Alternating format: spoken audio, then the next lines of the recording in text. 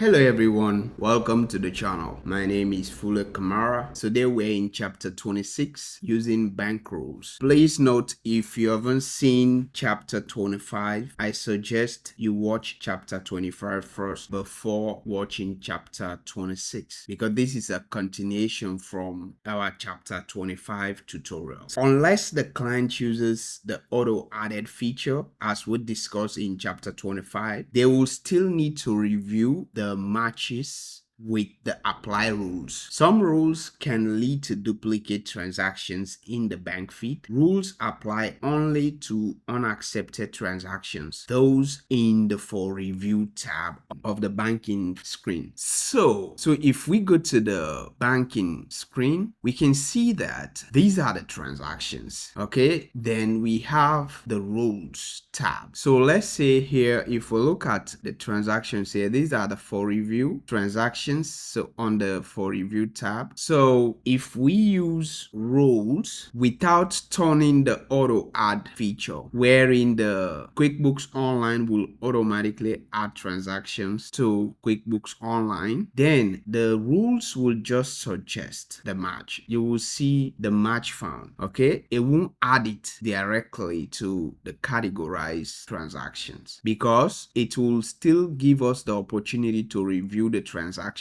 So if, for example, if they say a match found, we want to review this transaction, we can click and then we can see the match. So we see that the date here, August 23, 2023, then the amount is 408. Here also August 23, 2023, the amount is 408. So if we are okay with this, we can click match. We can also change this by looking at, let's say, if we want to find other match, maybe we're not comfortable with this match, we might want to look for another match. So if we turn this on, we can see all the transactions instead of just the suggested one. But if we want to like go back, we can just click cancel. So if we're comfortable with this transaction, we can just click match. So QuickBooks will add it to our categorized transactions. Then if we want to undo, we can still undo. So yeah, but before we can add, so you see here, we have the option to select and review this transaction. As you can see, currently it is under the uncategorized expenses. You have uncategorized assets, uncategorized income, and uncategorized expenses. These are accounts that QuickBooks will just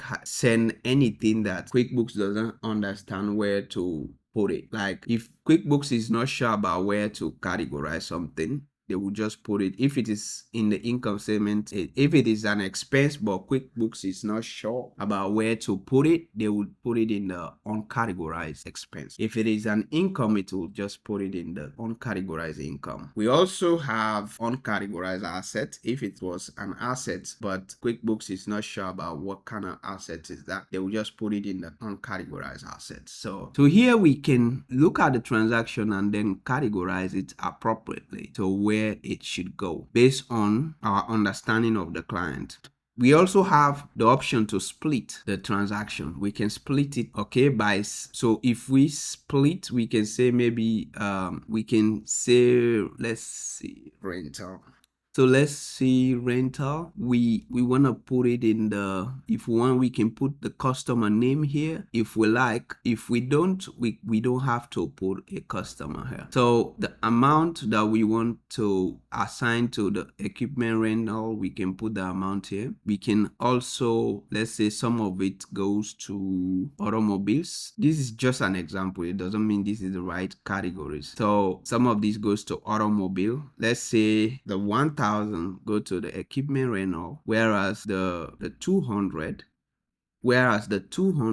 goes to the automobile. So now the difference is 0. Then we apply and accept. So this is how to split a transaction, but we are not gonna do that. We just want to categorize this. So this relate to rental, so we can say this should go to rental, equipment rental in this case. So if we comfortable with that, you can see the customer. We can select a customer or the pay. Let's say this relate to Bessie. Okay, then if we want to change it, we can change it. So somebody else, then that is the vendor or the payee. Then we also have the option to add a tag here, then a memo, and then click add. So if we're comfortable, we select add. So now if we go to the categorize, you can see all the transactions that we've added so far. If you haven't seen chapter 25, please, I suggest you watch chapter 25 before watching this. So to create a rule,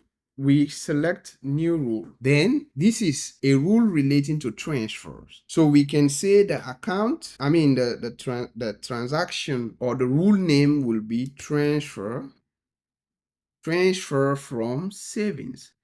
The rule name should be unique. So let's say if we have this rule, transfer from savings, you should not create any other rule in the same QuickBooks Online that has transfer from savings, because you want to make sure the rule name is unique so you don't create any conflict. So the next thing you can see, this is for money out. Then we have the transaction from which account this is coming from. Okay, let's say the savings, because this is a transfer from the savings account, right? This amount is coming from the savings, because the money out transactions here that we're seeing, these are the connected bank account: checking, savings, and MasterCard. So this rule that we're creating, we can say it relates to checking and savings, or we can say it relates to MasterCard, but we want to say this rule relates to savings because we are transferring money from the savings account, which is the account, that one of the account that is connected to the QuickBooks Online, right? So if we say this rule apply to all accounts, it will still run, okay? It will still work because savings is part of those accounts, and the rule also will apply to both the checking, savings, and MasterCard. But if we just say this rule relate to savings only, meaning it will apply to the savings bank feed only. It doesn't mean it won't apply the other side of the entry to the checking account. It will still record the other side of the entry, but it's just that in terms of the rule itself will only run on the savings. Let's say if we delete the savings or we disconnect the savings account from the bank feed, the rule won't work, because if we just select the savings, meaning the rule will only work on the savings account. That's what I'm trying to explain. So for completeness sake, we say it applies to all the accounts. So even if we disconnect one of the accounts, the rule will still run if it sees a transfer. So here, the description, we select the bank text, then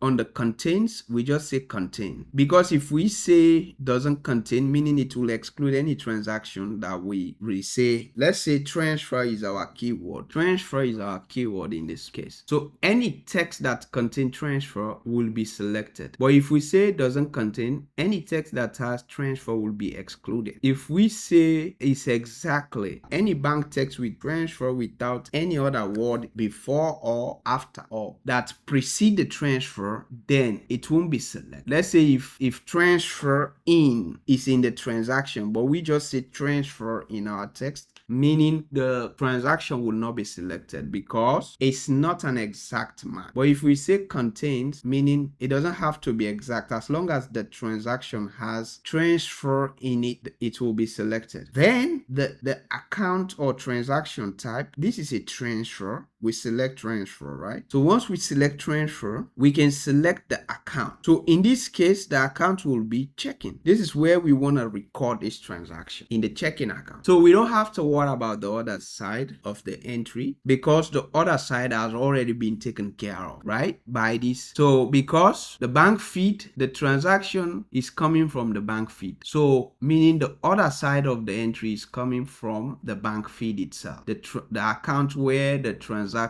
is coming from. So now the opposite entry now is, so let's say in the bank feed we just selected the savings. So now we have selected the checking. So meaning the transaction will be recorded directly to this checking account. Okay, so if we look at it from a double entry standpoint, okay, that is from a banking perspective, the bank will debit the savings because money is coming out of the savings account, and then credits the checking because checking is receiving money. Whereas in the QuickBooks Online, since it's recording like in the cash register of QuickBooks Online, in the cash register, the savings will be credited because it's cash, and cash has a debit entry. If it's reduced, they will credit it, and the checking that is receiving the money in the check register will be debited. So don't be confused with the way the transaction is recorded with the bank. So the bank will credit the account that receive the money and will debit the account that is paying the money. So the bank is still correct. We are just looking at it from our own perspective. But if we are also the bank, when somebody deposits money in the bank will treat that customer as a creditor because you have lent money to the bank when you deposit. That's why you are a lender or a creditor. That's why you have a credit entry in your account. Whereas the bank will credit your account and then they will debit their own account, because the money is increasing in their own bank reserve. Okay, so that's the reason why you see the banks kind of credit your account when you pay money to them. When you deposit money into your own account, they will treat you as a creditor because they have to pay you that money whenever you need it. So you see, that's the reason. That's why when you look at your bank account, you see if you deposit money, they will credit your account. If you take money out of it, they will debit your account. So that's the reason. So that's the reason why we shouldn't confuse ourselves from that perspective. So this QuickBooks Online check register, when we are recording transaction in the QuickBooks Online, we are serving as in the client's perspective. So this is a check register. This is the client record, not what is happening in the bank. What is happening in the bank is different compared to what is happening in the client's book. So the debit is debiting the checking and crediting the savings, because savings is an account, an asset, checking is an asset. So if you are pulling money from your savings, meaning you credit savings and then debit checking. So once we finish, we click save. So now if we want to see this rule, we click rules. You can see the rules that is here. So now we have to be mindful also how rules compare to recurring transactions. Rules share some similarities with recurring transactions. However, in some instances, it is better to use rules than recurring transactions because rules take into account variations in dollar amount and date. Here is a list of situations where using recurring transaction might be better. So if the client want to create reminders to invoice a customer regularly but for a varying items amount or description, then we should use a recurring transaction because that's just a reminder. They want to like the description vary. Mind you, when we are creating rules, our unique identifier is either a description or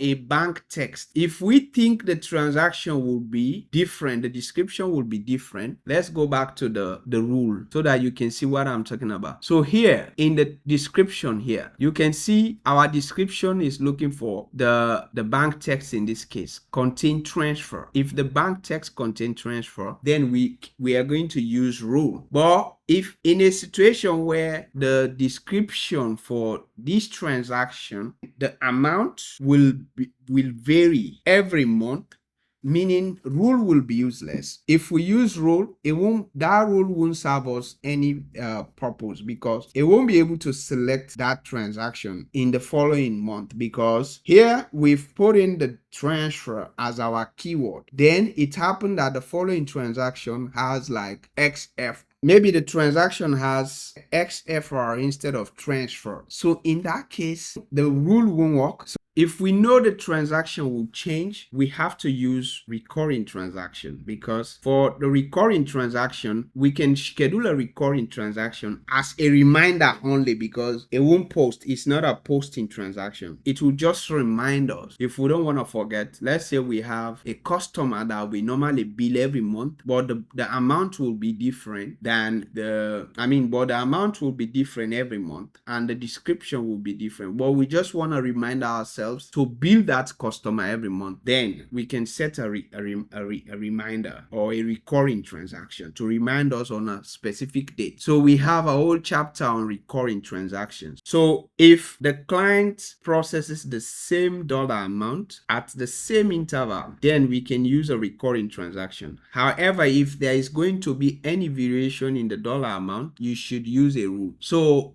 those are the scenarios.